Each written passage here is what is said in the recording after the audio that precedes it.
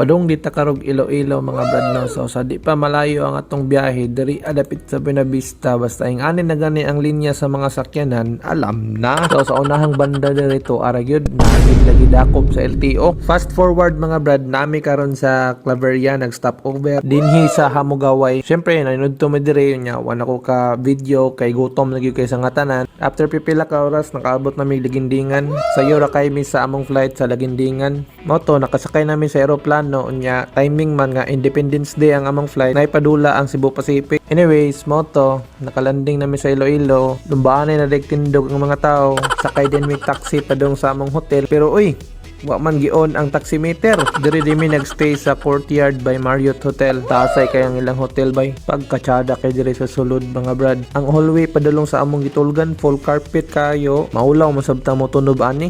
Pagsud sa among room humuta kayo mura mag 5 digits. Ang gabi diri moto kay tagaw man taga hotel tour ta kadyo. Natuod ta sa 7th floor pat kabuk elevator diri mamili ra kag 15 una nila moabot. Di pagi ka kanaog ug wala kay Mastercard. Moto nakanaog ta sa ilang lobby sa pang rich na ilang wine bar diri nga puno kay ilimnon daghan kay kapilian ba syaro ilang dining area pod nga grabe kalimpyo apag live band ay acoustic di ay pero syempre igo ra ta nag video wa na ta nag order kay kabalo ta mahal kayo. Anyways padulong tag second floor kay nadaw diri ilang kalingawan naa sila fitness gym diri nga libre ra pod nimo gamiton ang mga equipment unya pagawas pod nimo sa kinatumyan diri sa exit naa pod ang ilang billiard table diri nga gamay tas naa pod sila swimming pool diri nga gablo lang ang agi libre ra gyapon di maligo 24/7 so napod sa bar station diri murag kani diri na gid ni libre nya katugon naman kay ta ni balik na ta sa atong room pahuway sa ta kay kapoy kay tas biyahe kay manglaag ta ugma ora to bye.